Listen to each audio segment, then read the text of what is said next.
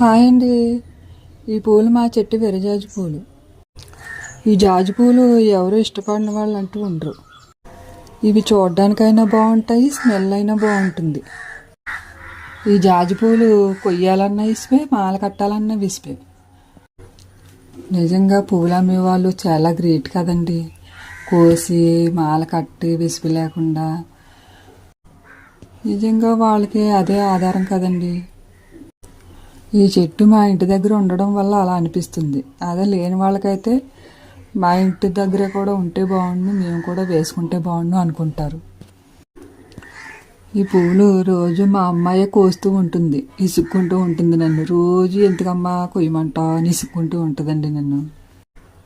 అప్పుడప్పుడు ఇంటి పక్కన వాళ్ళకి కూడా ఇచ్చేస్తూ ఉంటానండి. వాళ్ళు అడుగుతూ ఉంటారు, ఏ ఫంక్షన్ కన్నా వెళ్ళినా, ఊర్లు వెళ్ళినా అడుగుతూ ఉంటారు.